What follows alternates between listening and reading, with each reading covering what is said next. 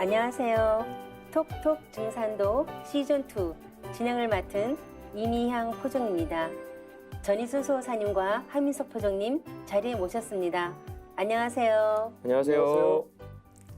네, 톡톡 증산도 시즌1을 끝내고 시즌2로 다시 찾아뵙게 되었는데요. 하민석 포정님은 시즌1과 2를 함께 하게 되었어요. 소감이 어떠신가요? 가문의 영광입니다. 다시 만나 뵈니까 너무너무 반갑고요. 그다음에 고향에 다시 돌아온 느낌도 있고 또 푹 쉬고 다시 돌아오니까 이제 우리 진리의 그 생장 염장도 다시 한번 좀 깨닫게 됩니다. 다시 장의 질서에서 다시 생으로 넘어가는 느낌도 들고 해서 지난 시즌 1에서 좀 미진했던 부분들을 시즌 2에서 좀 흡족하게 채워보겠노라 다짐해보는 마음입니다. 네, 저도 그 시즌 1에서 상기님 진리를 이렇게 제대로 잘 전하지 못한 것 같은 그런 아쉬움이 컸었습니다. 근데 이제 이번에 새로 시작하는 시즌 2에서는 시청자분들께 좀 더 가까이 다가갈 수 있는 그런 뜻깊은 시간이 될 것 같습니다. 오늘 전희수 소호사님께서 이제 처음 자리하셨는데요. 네. 어떠신가요? 그동안은 제가 시청자의 입장에서 톡톡 증산도를 아주 뜻깊게 잘 봤습니다. 근데 제가 막상 이제 시청자 여러분들께 조금 더 뭔가 이렇게 뜻깊은 이런 말씀들을 전하는 이런 입장에서 보니까 많이 긴장되고 그런 면은 있습니다만은 앞으로 시즌 끝날 때까지 시청자 여러분들께 도움이 되는 그런 프로를 만들기 위해서 최선을 다하겠습니다. 네, 소호사님 말씀을 들으니까요. 저희가 그 시즌 1을 촬영할 때가 이렇게 새삼 생각이 나는데요. 머지않아서 아마 그런 고민들이 모두 해소될 거라고 생각합니다. 톡톡 증산도 시즌 1이 상기님 진리의 대의를 살펴보았다면 시즌 2는 상기님 진리를 기초부터 알아보고자 마련했는데요. 이번 시간에는 먼저 증산도라 무엇인지 개괄적으로 살펴보면 좋을 것 같습니다. 포정님, 각 종교에는 그 신앙의 대상이 있지 않습니까? 그 증산도도 마찬가지인데요. 증산도에서 신앙하는 분은 누구신지 소개 좀 해주시겠어요? 네. 증산도에서 신앙하는 증산 상제님은 그 인간으로 오신 아버지 하느님, 성부 천주님이십니다.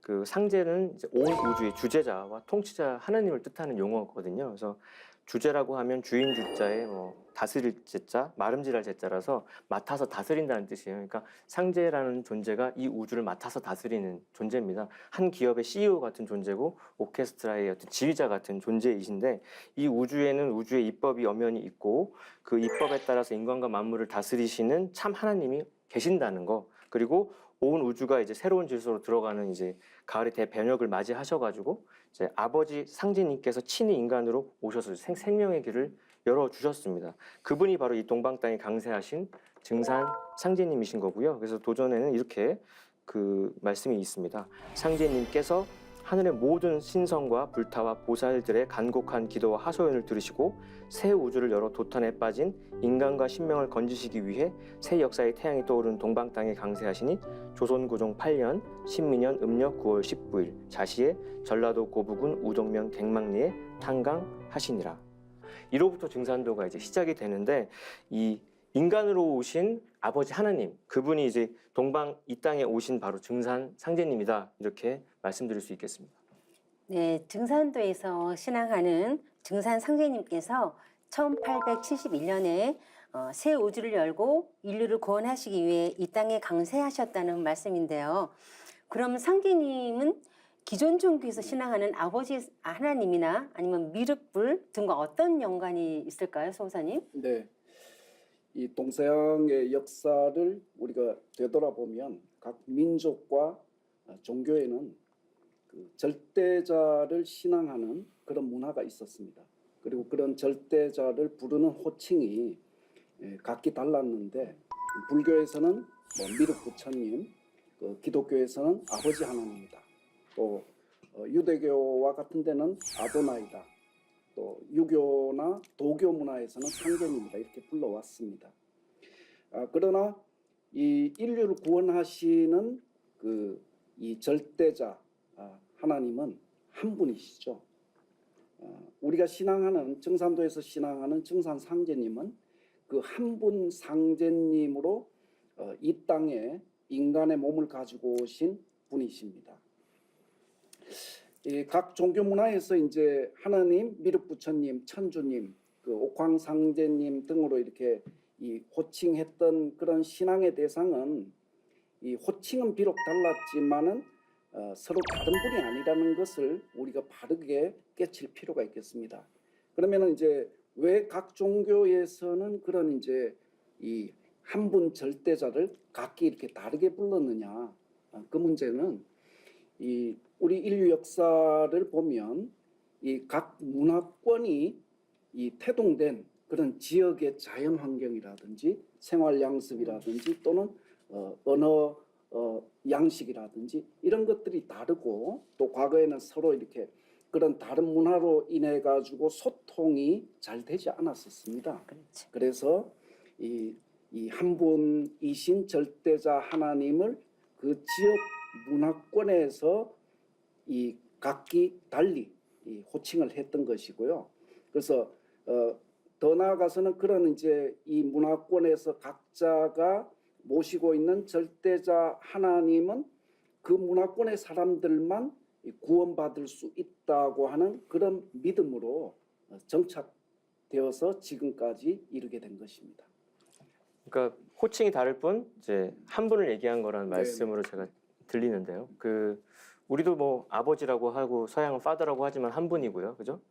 우리가 유명한 그 추사 김정희도 보면은 호가 200개나 됐다고. 추사, 완당, 뭐 돌아가시기 전에는 과천사라서 과천사는 농부라고 관웅이라고. 그럼 호가 200개지만 200분이 계셨던 게 아니잖아요. 내내 한 분이었고. 그래서 지금 피 터지게 싸우는 전쟁의 근원에 보면 다 아이러니하게도 종교 분쟁인데, 종교 분쟁의 원인도 뚜껑을 열어보니까 하나님의 호칭이 통일되지 않았다는 거잖아요. 그러니까 그 바른 정명을 하는 것이 어찌 보면 호칭을 통일하는 것이 인류 화평의 원동력이다. 뭐 그런 생각이 듭니다. 네, 말씀하신 대로 지금 대부분의 종교 갈등이라는 것이 자신들이 믿는 어떤 그런 자신들이 믿는 분만이 옳다는 그런 배타성 때문이 아닌가 싶어요. 예, 그럼 하나님의 호칭을 어떻게 통일을 해야 될까요? 굉장히 중요한 질문이죠. 그래서 증산도에서는 상제님이라고 이렇게 정명을 하는데요. 상제라는 표현은 하나님에 대한 공식 호칭입니다.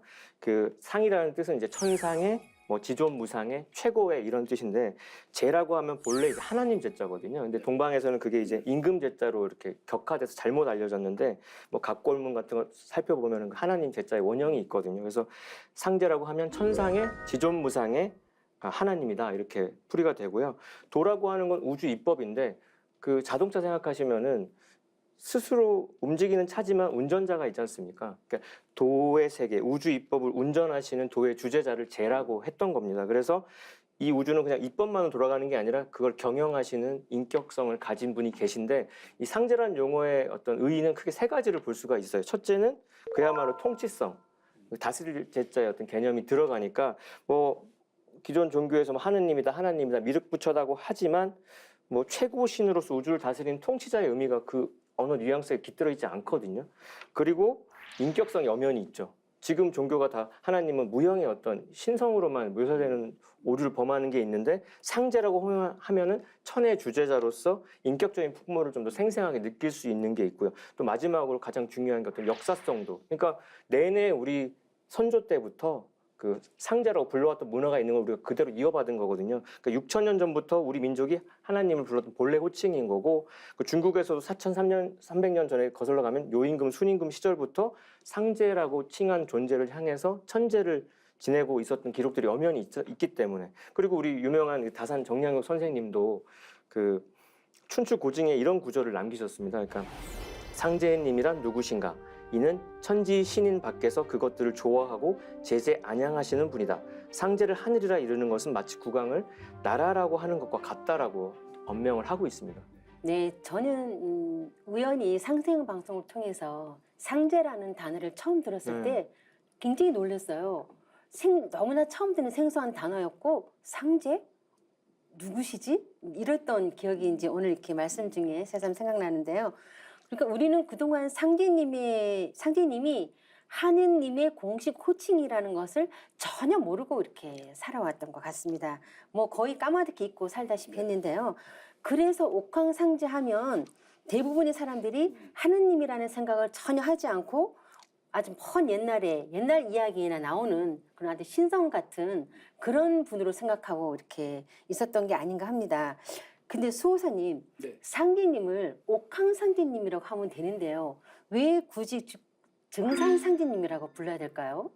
네, 그 이유에 대해서 간략하게 정리를 해드리면 상제님은 이제 천상에서 이 삼신의 그런 조화권을 자유자재로 쓰시면서 천명을 내리시고 이렇게 하시면서 실제로 이 우주 살림을 경영하시는 그런 인격을 가지신 절대자입니다.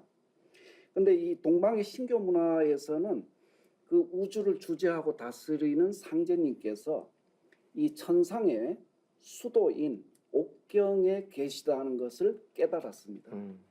그 천상 수도인 그 옥경의 명칭이 그 이 통치자 하나님의 그 호칭에 반영이 되어 가지고 옥황 상제님이다 이렇게 역사 속에서는 불러왔던 것입니다. 그런데 지금 인류의 그런 이 역사 문화가 성숙의 시간대로 접어드는, 바꿔서 얘기하면 이 후천 가을 개벽기를 맞이해서는 이 인류 문화가 접한 이런 이 문화의 어떤 변혁의 강도가 워낙 강력하기 때문에 이 하늘과 땅과 인간계의 모든 일을 뜻대로 할 수 있는 그런 대권능을 가진 그 옥황상제님께서 직접 인간으로 강세하지 않으시면 인류 역사가 처한 문제를 해결할 수 없다. 이런 문제에 이제 봉착을 하셨죠. 그래서 바로 증산상제님께서 1871년도에 이 땅에 인간으로 강세하셨습니다. 근데 네. 이제 강세하신 곳이 이 전라북도 고부군 우덕명 갱망리인데 그 상제님께서 탄광하신 그 마을 갱망리라는 마을의 주산이 증산입니다. 시루산이라서 상제님께서 그 산의 이름을 도호로 쓰셨습니다. 그래서 시루증자, 외산자를 도호로 쓰셨거든요. 그래서 이 옥황상제님으로 계시던 상제님께서 인류 역사에 오셔서 당신의 도호를 증산으로 쓰셨기 때문에, 인간으로 오셨기 때문에 이제 인간으로 오신 상제님을 호칭하는 그 증산 상제님이라고 이렇게 호칭해야 올바른 것입니다. 네, 그 우리나라에도 보면 그 지역에 이게 이름을 쓸 때 뭐 증산이라는 이런 말을 지명해서 많이 볼 수 있는데요. 저도 예전에 한번 은평구에 가서 보니까 등산동이라는 데가 네. 있더라고요. 그래서 깜짝 놀랐어요. 여기도 등산동이라는 게 있어? 이렇게 저도 놀랐는데 서울에도 보면 지하철 6호선에 증산역이 있고요. 뭐 또 우리 증산도 본부가 있는 대전 보문산의 제일 높은 그 봉우리를 시루봉이라고 하지 않습니까? 뭐 이뿐만이 아니라 시루봉이라든지 시루제 등 뭐 전국 곳곳에서 시루라는 지명이 많이 발견되고 있는데요. 우리나라에서 가장 높은 그 백두산도 시루산으로 이렇게 부르지 않습니까? 네, 포정님, 그 시루에 대한 특징을 좀 한번 설명해 주시죠. 네, 그래서 뭐 수호사님 말씀하신 대로 이제 시루라고 하는 것은 이제 선천의 미성숙한 인류 문화를 이제 쪄서 익혀서 이제 성숙시키겠다는 그 당신님의 어떤 포부가 이제 깃들어 있는 건데, 또 그 시루라는 그릇이 세상에서 제일 큰 그릇이라고 합니다. 그래서 상제님께서도 이렇게 말씀해 주신 적이 있는데요. 세상에 시루만큼 큰 그릇이 없나니 황하수의 물을 길어다 부어 보아라. 아무리 부어도 시루의 물을 못 채울 것이로다. 시루는 황하수를 다 먹어도 오히려 차지 않으니 천하의 그릇 중에 제일 큰 것을 시루라고 한다 말씀하셨거든요. 그러니까 상제님 진리가 우리 뭐 모든 걸 포용하는 그런 큰 그릇인데요. 그 제가 고등학교 3년 동안 그 공주에 하늘골 다녔는데 아침마다 이렇게 깨워가지고 이제 점호를 했거든요.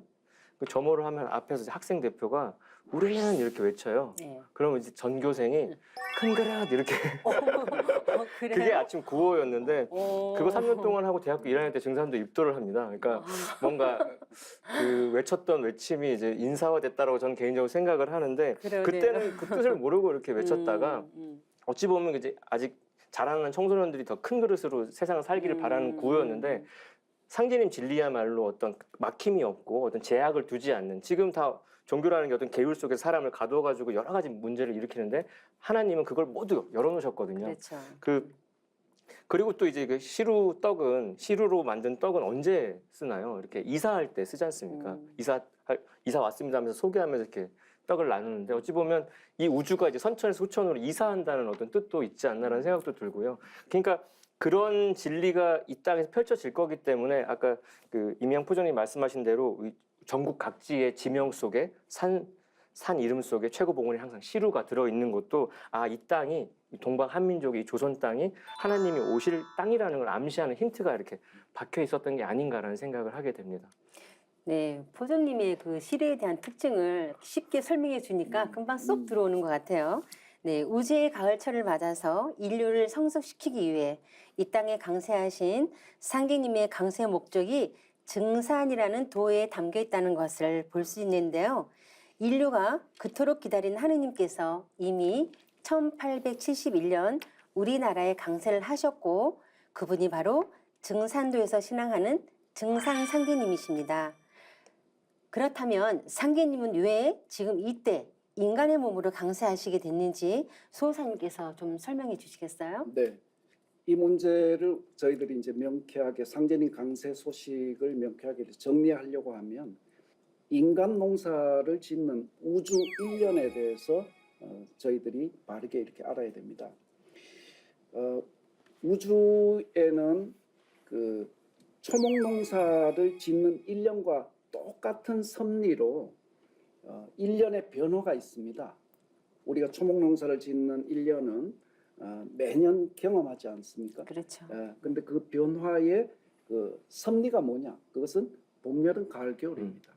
상계님께서는 이것을 생장염장이다라고 하는 다른 말씀으로 하셨는데 시간의 어떤 법칙으로 얘기하면 봄, 여름, 가을, 겨울의 변화를 하고 있습니다. 그래서 이 대우주도 이 지구년처럼 봄, 여름, 가을, 겨울 사시 변화를 하는데 먼저 앞에 이제 그 봄과 여름은 이 생장 운동을 합니다. 마치 생장 운동이라고 하는 것은 봄이 되면 초목이 이렇게 생명이 태어나지 않습니까? 생한다는 거죠. 여름이 되면 무성하게 자라지 않습니까? 그건 장한다고.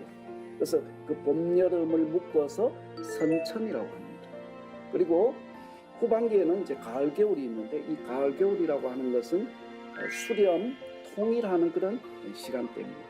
수렴, 통일한다고 하는 것은 모든 그 이 변화의 질서가 그 열매를 맺기 위한 이런 변화를 하는 것을 얘기합니다. 그래서 가을, 겨울을 묶어서 후천이다 이렇게 얘기를 합니다. 그러면 이 우주의 변화라고 하는 것은 추나 추동, 봄, 여름, 가을, 겨울의 사시 변화이기도 하지만 선, 후천 변화이기도 하는 것입니다. 그러면 우주 일련의 어떤 변화라는 것은 이제 한 주기가 129,600년인데 그 중에 봄, 여름은 64,800년. 그다음 가을, 겨울은 역시도 64,800년 이렇게 해서 선후천 변화를 합니다. 그런데 이것은 이제 자연의 이제 선후천이죠. 자연 변화에서 선후천이고 그것과 별개로 이 우주 일련 속에서 인간 문명이 존재할 수 있는 그 문명의 선후천이 있습니다. 그것은 선천의 64,800년 중에서 5만 년은 인류가 봄, 여름 문명에 생존을 할 수 있고 그 다음에 가을과 겨울에 그러니까 겨울의 초입까지 5만 년을 생존할 수 있습니다. 이렇게 해서 우주 일련에서 인간이 이 역사 무대에 문명을 일구어 갈 수 있는 시간은 10만 년입니다. 그럼 지금 우리는 어디에 있는가? 어디에 서 있는가? 현대 문명은 어디에 있는가라고 하는 것을 살펴볼 필요가 있는데 그것은 이 우주 일련에 근거해서 말씀을 내려주신 상제님 말씀에 있습니다. 상제님께서는 지금은 온 천하가 가을 운수의 시작으로 들어서고 있느니라 라는 말씀으로 현대 문명이 이 우주 1년 시간대에서 서 있는 그 위치를 말씀을 해 주셨습니다. 이 가을 개벽을 목전에 둔 가을의 어떤 그 열매 문명을 열어야 하는 이런 수건을 해결하기 위해서 절대자가 이 역사의 인간으로 강세하시는 겁니다. 네, 수호사님께서 우주 1년에 대해서 굉장히 조목조목 이렇게 좀 자세하게 설명해 주셔서 많은 분들이 이해가 되셨을 것 같아요. 포정님, 우주 1년의 목적은 무엇인가요?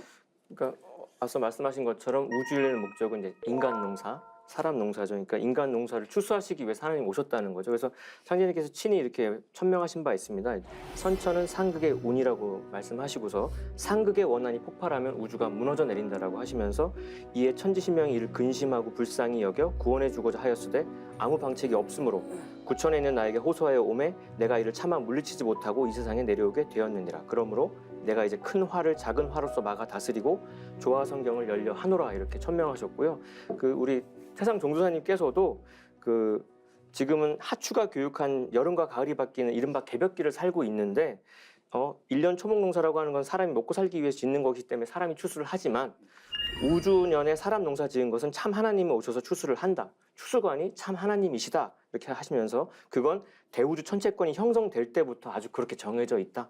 그건 누가 바꿀 수도 없는 게고 싫다고 해도 안 되는 거라고 말씀하셨거든요. 그러니까 가을철은 이제 인간이 우주의 꿈과 이상을 이제 직접 이 땅에 실현하는 소위 성사제인의 시대이기 때문에 하나님께서도 직접 인간으로 오셔서 인존의 자리에서 병든 천지를 뜯어 고치시고 인간 역사 속에 새 생명의 질서인 그 상생의 도를 열어주셨다고 말씀드릴 수 있겠습니다.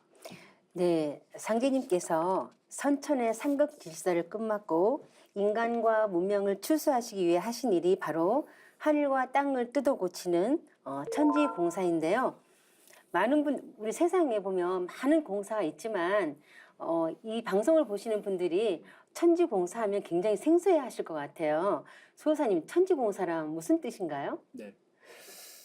저도 상제님 신앙을 하면서 이 천지공사라는 상제님의 말씀이 몸으로 이렇게 느껴지기까지는 상당한 시간이 걸렸습니다. 네. 그래서 아마 이 처음 들으시는 시청자 여러분들께서도 마찬가지일 거라고 보는데요. 이 천지공사라고 하는 그 말씀은 우선 상제님의 이 말씀에 보면 나의 일은 천지를 개벽함이니 곧 천지공사니라 이런 말씀이 있습니다. 그러니까 이제 실제 상제님의 이 땅에 오셔서 하신 일이 뭐냐라고 하면 그 천지공사라고 하는 네 글자에 모두 함축되어 있다고 볼 수 있겠죠. 네. 네. 그래서 이 천지공사는 인간으로 강세하신 이 우주 통치자 상제님께서 그 인류 구원 사업을 통칭해서 그러니까 선천 역사를 마감하고 이제 후천 통일 문명, 성숙 문명, 열매 문명으로 들어가는 이 분기점에서 상제님께서 인류 역사를 공판하신 그런 것을 천지공사라고 합니다. 문자적인 뜻은 원래 공사라고 하는 것은 과거에 이제 관원에서 백성들의 송사가 있으면 그 송사를 상세하게 듣고 그 합리적인 의견을 모아서 공정하게 이렇게 판결을 내렸던 그 일을 공사라고 합니다. 그래서 이 천지공사라고 하는 것은 하늘과 땅, 그 우주 역사의 그런 모든 일을 상제님께서 직접 천지신명과 함께 공판하시는 것을 천지공사라고 합니다. 그래서 이 상제님께서는 이 천지공사를 보실 때 이런 선언을 하셨어요.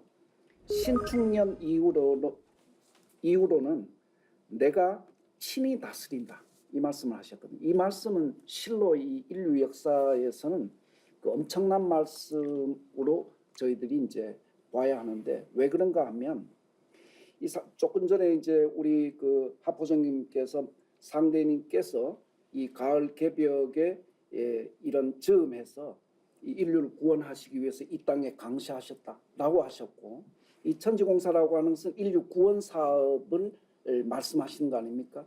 근데 신축년이라고 하는 것은 1901년인데 1호부터 친이 다스린다. 이 말씀은 이 천지공사를 보심으로부터 해서 이 우주는 과거 성자님들의 이런 가르침을 중심으로 문명이 발전해 왔는데 그런 성자 문명이 이제 막을 내리고 그 성자들 내려보내신 하나님 상제님의 친정 시대가 열렸다라고 하는 이런 중대한 의미가 들어 있습니다. 그래서 이 병든 천지와 인간을 뜯어고치는 이 전대미문의 이제 대개벽공사 이 천지공사는 이 천지의 주인이신 상제님이 천지와 더불어 기획하신 가을철 통일 문명의 설계도가 되고 청사진이 되기 때문에 1901년 신축년 이후로 모든 역사의 그 세계 정치의 우주 정치의 모든 문제는 상제님 천지공사를 들여다봐야 그 방향과 그 목적지를 명확하게 깨달을 수 있겠습니다. 네, 세상에는 수많은 공사가 많은데 이 방송을 보시거나 처음 듣는 분들은 천지공사가 무엇인지 참 생소하고 이해가 어려웠을 텐데요. 수호사님 말씀을 통해서 상계님께서 이렇게 오셔서 인류 구원 프로젝트를 천지공사라는 이름으로 명하셔서 공사를 봐놓으셨구나 하는 것을 아주 쉽게 이렇게 설명을 해주신 것 같아요. 그렇다면 포정님, 상계님의 천지공사는 어떤 방식으로 전개되도록 하셨을까요? 일단 그 천지공사라고 하는 게 진짜 하나님이 오셔서 상제님께서 인류 역사에 처음으로 사용하신 언어거든요. 기존의 성자들은 이제 형용할 수 없는 언어입니다. 그래서 뭐 상제님 공사 당시에도 예언자로 착각했던 인물들도 있었는데 상제님께서는 나는 예언자가 아니다. 그거는 영화로 치면 예고편 이렇게 얘기한 건데 하나님께서는 그 영화 감독이시거든요. 감독은 모든 걸 알고 있죠. 시나리오도 알고 있고 스텝들도 알고 있고 그렇죠. 영화 배우의 그 선정부터 앞으로 어떻게 전개될 것까지 그 결말까지도 다 알고 있는 존재인데 그분이 다 짜신 대로 이제 지금 세상 역사가 흘러간다는 거죠. 그래서 성자들처럼 강세의 목적이 인간의 교화에 있는 것도 아니고 예고편 예언을 하고자 함이 아니라 근본부터 완전히 뿌리 뽑기 위한 인류 구원의 총체적 프로젝트가 이제 천지공사입니다. 저도 집에서 어항에 물고기들 키우다 보니까 다 이렇게 한 마리씩 죽어가는데 그 물고기 탓이 아니에요. 근데 기존 진리들은 인간의 무명과 뭐 원죄를 논하면서 물고기 개개인의 병을 얘기하는데 그 키우는 입장에서 보면 물을 갈아줘야 될 때가 온 거거든요. 그럼 그 물을 갈기 위해서 친히 강세하셔가지고 9년 동안 보신 프로젝트가 이제 천지공사인데요. 그래서 대학교 다닐 때 보면은 이제 기독교 한 선교 단체에서 이제 사형리란 이름으로 그 전도를 하는데 저도 이렇게 설명을 들어보면은 제1 교리가 그거지 않습니까? 하나님은 당신을 사랑하시며 당신을 위한 놀라운 계획을 가지고 있습니다라고 얘기를 해요. 근데 저는 그 말씀을 되게 인정하면서 들었어요. 하나님의 그 인류를 사랑하는 마음에서 나온 그럼 놀라운 계획이 뭐냐는 거죠. 그게 바로 기독교인들이 그렇게 얘기했던 그게 바로 하나님이 응답해 주신 게 천지공사거든요. 근데 그 천지공사라고 하는 것이 그 하나님의 그 말씀을 도전 말씀 좀 인용해 보면요 이렇게 되어 있습니다. 신명 정부를 건설하시고 앞세상의 역사가 나아갈 이정표를 세우심으로써 상제님의 대이상향이 도움과 세운으로 전개되어 우주촌의 성경 낙원이 건설되도록 물 셀 틈 없이 판을 짜 놓으시니라 이렇게 돼 있거든요. 그러니까 천지공사는 시간표고 이정표인데 그걸 알면 어디로 가는지 지금 어디쯤인지를 알 수 있는 건데요. 정말 공사해 보시면 알지만 물 셀 틈 없이 물 새지 않고 공사 보기가 어려운데 정말 딱딱 떨어지게 보셨던데 그게 전개되는 양상은 이제 두 갈래가 있습니다. 그 세운공사랑 도운공사라고 하는 건데 세운공사라고 하는 것은 이제 세계 역사의 울로입니다. 그 정치의 어떤 흐름을 통해서 마지막에 그 후천을 어떻게 넘어가게 될지가 나오는 거고 도운공사라고 하는 것은 상제님 도의 울로 정통맥이 어떻게 귀결되느냐 그 두 가지가 나중에 최종 합일이 돼가지고 뭐 이제 그 개벽 실제 상황을 극복하면서 상제님의 조화 낙원 세계가 건설되는 거죠. 그리고 그때까지의 그 어떤 험난한 개척의 전과정을 이렇게 두 갈래로 이제 말씀을 하신 거고요. 그걸 알면 지금 우리가 어디에 와 있고 앞으로 어떤 준비를 해야 되는지가 소상히 밝혀지기 때문에 하나님을 아는 공부가 인생의 궁극의 공부라고 할 때 천지공사를 모른다고 하면 이거는 많은 걸 놓치게 된다 이렇게 생각을 하고 있습니다. 네, 이제 두 분 말씀을 들으면서 상계님의 천지공사를 잠깐 요약하면 아까 수호사님 말씀처럼 신축년 이후로는 내가 새로 시작하는 일을 하신 말씀처럼 1901년부터 1909년까지 천지공사 보셨잖아요. 그렇다면 이 세상이 둥글어가는 것은 상제님의 천지공사를 보신 그때로부터 시작해서 이미 그 프로그램대로 이렇게 둥글어가고 있다고 보면 쉬울 것 같습니다. 네. 그렇지 않습니까? 네. 네. 상제님께서는 천지공사로서 후천 가을의 새 세상을 열어주셨는데요. 소사님, 후천 가을은 어떤 세상인가요? 저희들이 이제 경험해 보지 않은 세상이기 때문에 그렇죠. 우선 상제님 말씀을 통해서 그런 말씀 속의 느낌 이것으로 먼저 한번 정리를 해보면 상제님께서는 도전 2편 16장에 보면 이제 온 천하가 큰 병이 드러나니 내가 삼계대권을 주재하여 조화로서 천지를 개벽하고 불로 장생의 선경을 건설하려 하노라 이런 말씀을 하셨습니다. 이 속의 핵심은 앞으로 다가오는 세상의 핵심은 조화로서 뭔가 이렇게 세상 역사가 돌아가는 그런 세상일 것이고 그 다음에 그 세상은 불로 장생의 세상일 것이며 그리고 그 세상을 일러서 선경 세계다라고 이제 정의를 하시는 것 같습니다. 상제님의 이런 그 말씀을 조금 더 이 내용을 이렇게 풀어보면 이 가을 개벽을 이제 극복하고 나서 조화 성경 세계가 이제 열리게 되는 것인데 그것을 우리가 입법적으로는 이제 후천 성경이다. 또 태상종도사님께서는 그것이 죽어서 가는 세상이 아니라 우리가 몸을 가지고 살아서 가는 세상이기 때문에 지상 성경이다. 현실 성경이다. 아주 쉽게 이렇게 정의를 해주셨어요. 네. 그래서 그 세상은 먼저 이제 이 자연의 어떤 변화가 정도 변화를 합니다. 지금은 이제 이 자연의 변화가 정도 변화를 하지 못하기 때문에 극한 극서와 같은 이런 자연의 어떤 이 재해들이 있습니다. 그런데 후천 가을이 되면 자연이 정음 정량의 정도 변화를 하기 때문에 사시가 이렇게 고르게 됩니다. 사시가 고르게 되면 거기에서 극한 극서가 사라지고 따라서 홍수, 뭐 지진, 해일, 뭐 이런 그 자연 재해로부터 인간 역사가 해방이 되는 거죠. 그다음 두 번째는 이제 도술 문명 시대라고 하셨는데 이 도술 문명 시대라고 하는 것은 현대 우리는 이 과학 기술 문명의 발전 그런 것을 통해서 컴퓨터라든지 휴대폰을 통해서 그 문명의 이기를 마음껏 누리는 극치의 과학 기술 문명 시대에 살아가고 있습니다. 근데 태상종도사님께서는 이렇게 정의하셨어요. 다만 그것은 기계에 의존하는 것이 아니냐. 네. 그 한마디로 다 하셔버렸어요. 그게 없으면 그 도구가 없으면은 인간은 과거 우리가 이제 뭐 미개한 시대의 그런 사람들과 뭐가 다르냐 이런 말씀이죠. 그래서 그 말씀이 기가 막힌 정의라고 보시는데 배지는데 그런 것처럼 그러니까 이제 이 기술 문명은 극치의 문명을 달리고 있지만 정신 문명이 이제 빠져 있는 거죠. 그렇죠. 이 도술 문명이라고 하는 것은 이 기계 문명을 바탕으로 해서 극치의 기술 문명을 바탕으로 해서 이 정신 문화가 합일이 된 그런 어떤 문명 세계 그 세계를 이제 이 조화 문명이라고 합니다. 그래서 기술 문명을 초월하는 거죠.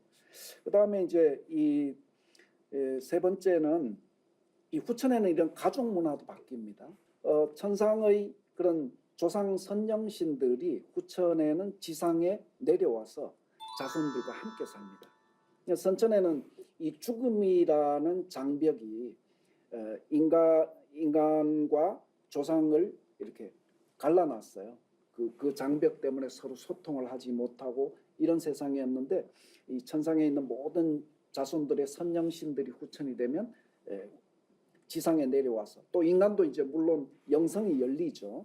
그렇게 해서 마치 이렇게 실제 사람을 대하는 듯이 이 지상에 내려온 조상 선영신들의 영신과 함께 오손도손 살아갑니다.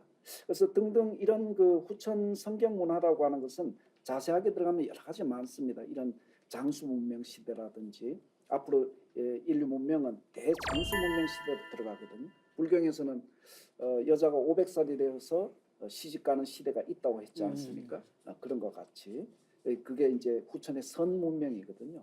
그래서 등등 자세한 것은 나중에 이제 팔관법 각 관을 공부할 때 소개할 기회가 있을 것이고요. 개략적으로 그런 어떤 인간이 지금까지 꿈꿔온 그런 세상을 통칭해서 후천 선경이다 이렇게 얘기를 하는 겁니다. 뭐 수호사님 꿈의 세상 이야기를 거의 다 해주신 것 같은데요. 그래서 뭐 그럼 요즘 그 어떤 학자들도 이제 드림 소사이어티를 얘기하잖아요. 꿈을 꾸고 꿈을 이루어지는 세상이 곧 온다고 하는데 그게 그대로 이제 실현되는 세상인데 결국 이제 후천 성경이라고 하는 건 기존 종교가 인간들한테 약속했던 그 모든 종교의 이상향이 되죠. 그래서 저도 뭐 어릴 때 천주교 다니면서 세례도 받고 교회도 다니고 뭐 절에서 이렇게 뭐 참선 같은 것도 해보고 그러니까 모든 종교를 다 섭렵한 와중에 이제 최종 종착지로 증산도에 입도를 하게 됐지만 각 종교가 말했던 게 뭡니까? 공통분모가 세 가지잖아요. 대변국이 오고 새 세상이 펼쳐지는데 그걸 매개하시는 분이 메시아가 미륵이 직접 인간을 오신다는 건데 그 당사자 주인공인 증산상제님께서 기존 세상을 무너뜨리고 이제 새 세상을 열어주신다는 말씀이죠. 그래서 기독교에서 말했던 게 죽어서 천당 간다는 게 아니라 지상의 천국이 열린다고 킹덤 오브 갓이라고 했었고 불교에서도 용화 나온 서방 정토라고 가을이란 시간대를 모르니까 서쪽 방위의 개념으로 서방 정토라고 했었고 유가에서도 크게 하나 되는 대동세계를 말했는데 결국 그것을 이루시기 위한 아주 치밀한 어떤 시간표 이정표의 궁극의 법방이 천지공사다. 그리고 그게 우리가 맞이하게 될 후천 성경이다. 이렇게 정리해 보게 됩니다. 후천 성경은 쉽게 얘기하면 요즘 사람들 막 자주 표현하는 천국이네요. 천국이죠. 천국. 그죠? 네, 그렇게 생각하면 쉬울 것 같습니다. 굉장히 기대가 되지 않습니까? 네, 인류가 꿈에 그리던 지상 낙원을 상계님께서 천지공사로 열어주셨다는 말씀인데요. 상계님께서 집행하신 천지공사에 대해서는 차후에 자세히 알아보도록 하겠습니다. 그리고 증산도란 명칭에 대해서도 궁금해하시는 분들이 많은데요. 상계님을 신앙하는 곳을 증산도라고 하는 이유가 증산상제님의 도와 관련이 있죠. 수호사님, 이 증산도의 명칭에 대해서 좀 설명해 주시겠어요? 네, 간략하게 말씀을 드리겠습니다.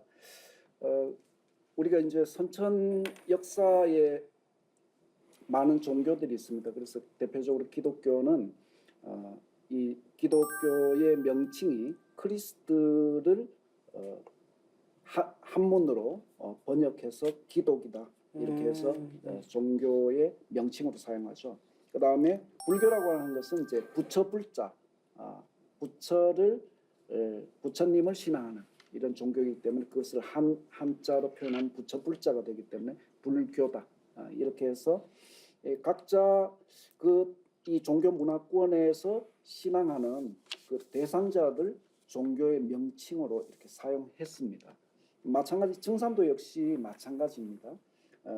인간으로 오신 이 참 하나님의 도호가 아까 제가 서두에 소개를 할 때 갱망리에 오셨는데 그 갱망리의 주산이 시루산이고 이 시루산의 명칭인 이 시루증자와 매산자를 도구로 쓰셨기 때문에 그 인간으로 오신 참 하나님의 그런 신호는 증산에 포함이 되어 있습니다. 그래서 증산 상제님의 가르침이다 해서 증산도라고 호칭을 하는 겁니다.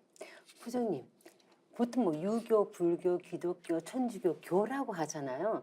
근데 왜 증산도는 증산교라고 하지 않고 증산도라고 할까요? 그래서 저도 이제 이런저런 종교를 많이 섭렵한 입장에서 증산도도 약간 좀 이제 삐딱하게 처음에 이제 보게 될 수 있는데 제가 이제 도전인을 처음 받아들고 다 읽은 다음에 이제 도전 초판에 서문을 이렇게 딱 펼쳐서 봤는데 그 첫 문장에서 제가 내가 제대로 찾아왔다라고 깨달은 이유가 초판 간행사 서문은 이렇게 시작합니다. 우리 종도사님께서 이렇게 쓰셨습니다. 증산도는 종교가 아니다. 이것은 증산도를 보는 모든 명제의 대전제이다. 증산도를 선천 종교의 한 범주로 인식하는 잘못된 시각에서부터 증산도를 보는 모든 왜곡이 시작된다. 이 세 문장에서 그냥 딱 덮었어요. 제대로 왔구나. 이제까지 종교는 저는 긍정적인 역할을 했다고 봅니다. 그래서 증산도의 진리에도 보면은 인생의 근본 문제에 해답을 열어주는 것이 종교라고 이렇게 사부님께서 말씀해 주셨는데, 그러나 이 종교가 이제는 더 이상 이제 유통기한이 다 돼서 그 본질로 그 가는 길이 이제 막혔기 때문에 하나님께서 다시 오셔서 새로운 길을 열어주신 건데요. 그 공자님께서도 당신이 천하를 주유할 때 자신이 이제 자리를 잡게 된다면, 정치를 할 수 있게 된다면 제일 먼저 뭘 할 거냐는 질문에 정명, 호칭을 바로 잡겠다고 했는데, 증산도를 잘못 보는 첫 단추가 증산도를 종교로 보기 시작하면 이제 끝나는 거예요. 이게 종교의 범주에 속해 있지 않다는 뜻이고 종교를 뛰어넘는 초종교의 개념인데, 중용이라고 하는 그 유가의 아주 고전을 보면 첫머리에 뭐라고 써 있습니까? 천명지위성, 솔성지위도, 수도지위교라고 해서 하늘이 명한 것이 타고난 우리의 본성이고, 그 본성을 따르는 게 도고, 그 도로 가는 여러 가지 길들이 교다 했기 때문에, 도는 목적지에 해당하기 때문에 그 어떤 하나의 여러 가지 갈래의 수단들은 다 포용하는 개념에서 우리는 명명백백하게 증산도라고 하는 겁니다. 도라고 하는 건 하나님의 섭리고 우주 생명의 근원 자리고, 교라고 하는 건 그 근원으로 가는 길에 해당한다고 보시면 되고요. 그래서 이 도라는 개념에는 또 우주 자연 법칙을 규명하는 어떤 의미가 있으니까 증산도라고만 할 수밖에 없는 여러 가지 이유가 있어요. 우리는 이거 아니면 다르게 표현할 길이 없기 때문에 명명백백하게 증산도라고 합니다. 네, 그렇죠. 저도 도와 교의 차이점을 설명하자면 산에다가 한번 비유를 들어서 간단하게 이렇게 쉽게 이해시켜드리고 싶어요. 우리가 산에를 많은 사람들이 가잖아요. 결국은 산의 정상을 가기 위해 가는데 그 과정이 가는 길은 반드시 거쳐야 되는 거잖아요. 그렇듯이 교라는 것은 산의 정상을 올라가는 과정이라면 도는 산의 정상이라고 이렇게 말씀을 드리고 싶습니다. 즉 도는 도의 주제자이신 상계님이 펼치신 것이고, 교는 상계님이 내려보낸 성자들이 하나님에 이를 수 있도록 가르침을 편 것을 교라고 이렇게 설명을 드리고 싶습니다. 수호사님, 네. 뭐 또 다른 표현도 있겠죠? 쉽게. 네. 예. 좀 전에 우리 학보장님께서 도전 초판 간행사의 첫 부분 너무 감동적이었습니다. 네. 네. 왜 그러냐면은 제가 현장에서 증산도를 처음 알아보기 위해서 오시는 분들에게 가장 자주 펴서 이렇게 보여주는 네. 그런 말씀입니다. 그러니까 이제 이 증산도를 저 역시도 이제 과거에 신앙을 하면서 여러 가지 감동이 있지만 그 당시에 이제 제가 학교 다닐 즈음으로 생각이 되는데, 상진 진리를 공부하다 보니까 어느 날 야, 이게 종교가 아니구나. 그렇죠. 네. 네, 맞습니다. 그러면서 성전에 무릎을 탁 꿇었습니다. 야, 이게 정말로 그때 감동은 잊혀지지가 네. 않거든요. 그래서 이 도가 뭐고 교가 뭐냐, 이런 문제는 굉장히 중요하다고 생각하고, 한마디로 이제 결론부터 정리를 하자면 저는 이렇게 정리하고 싶습니다.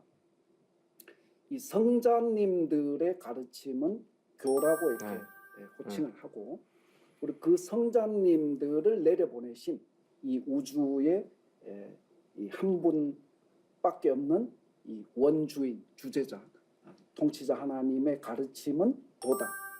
따라서 이 종교 문화에서 성자님의 이 가르침에서 가져다 줄 수 없는 완전한 진리 해답을 제공하는 것은 도의 가르침입니다.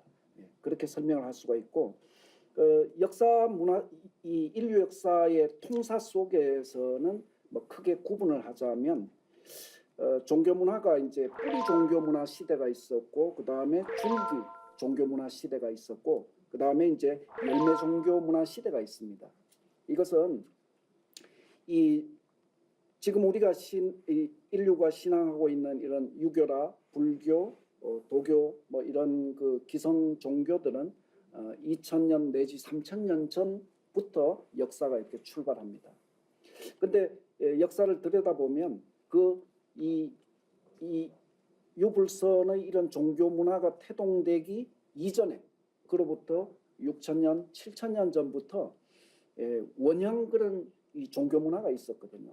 그것을 역사에서는 신교라고 호칭을 합니다.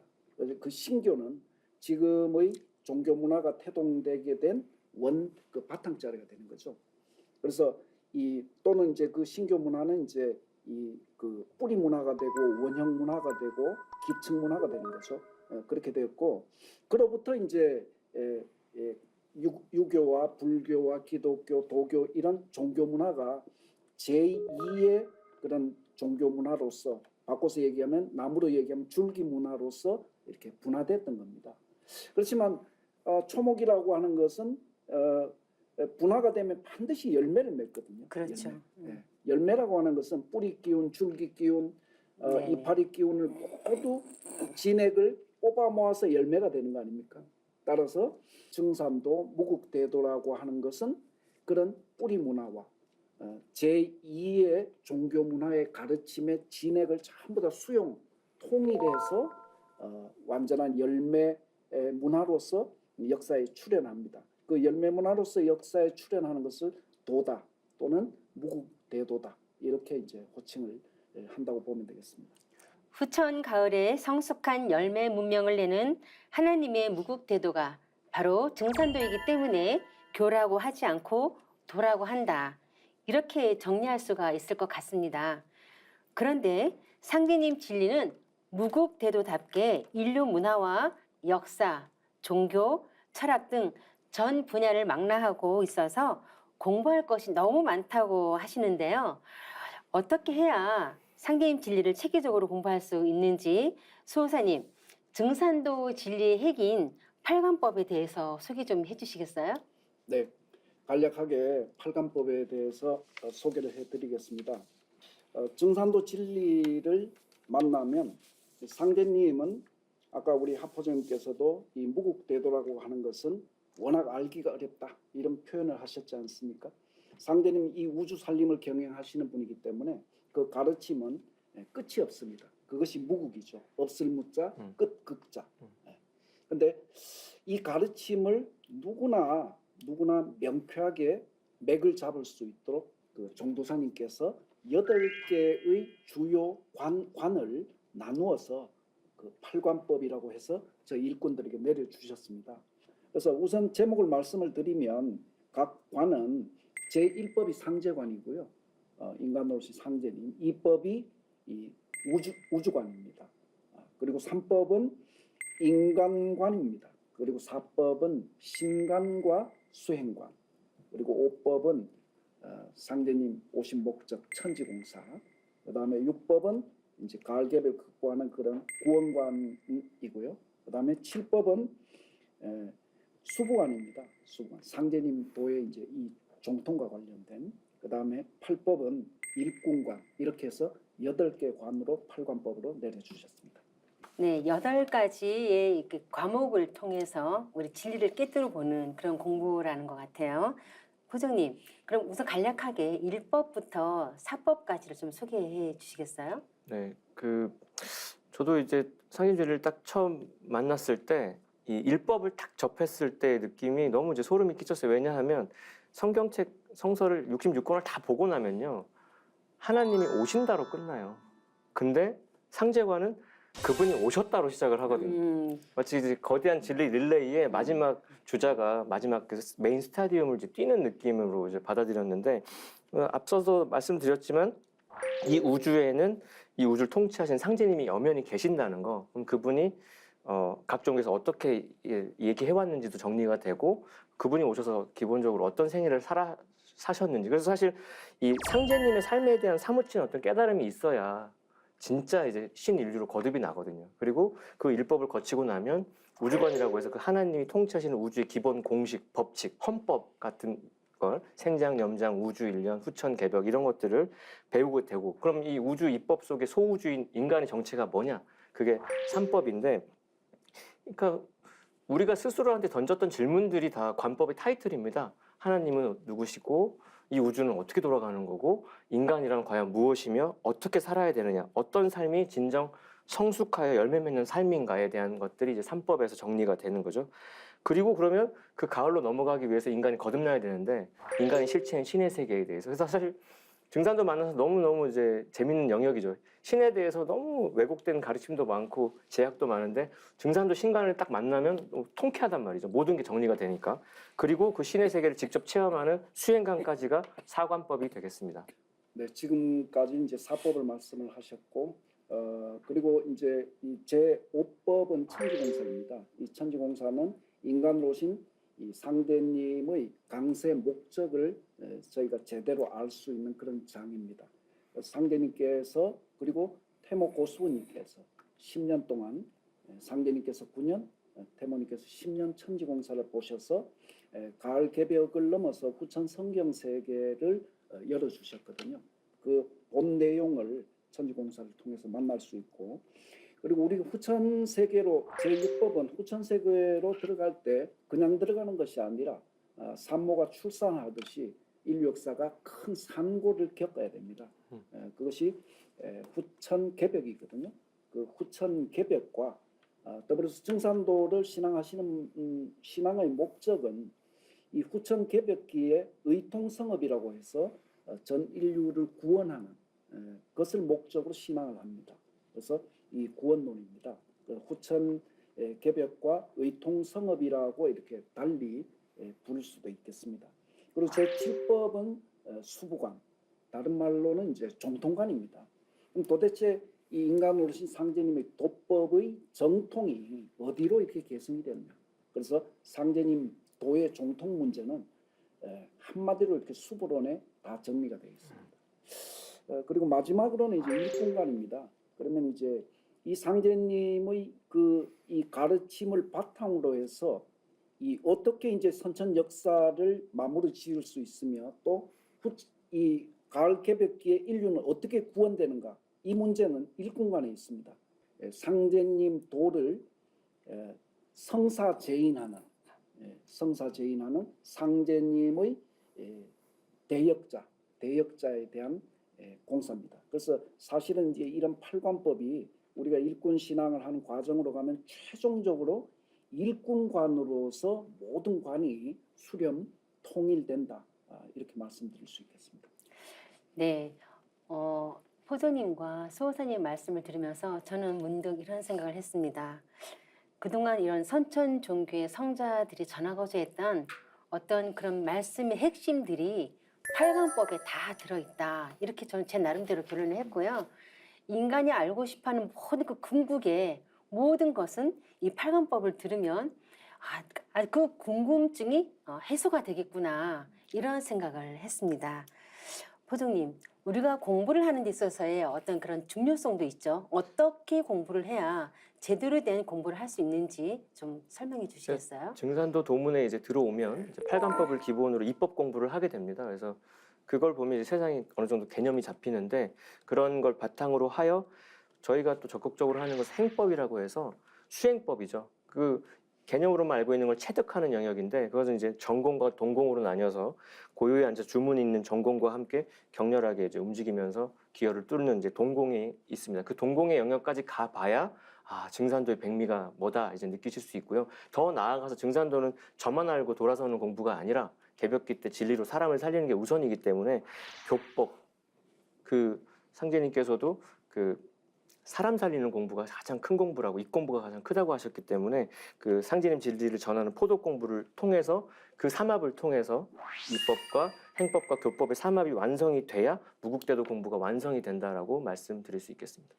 네, 그러니까 어떤 자연의 이치를 바탕으로 해서 우리가 그 이치에 눈을 뜨는 진리 공부와 또 그리고 나를 만드는 이런 그 행법 공부가 굉장히 중요하다는 말씀인 것 같습니다.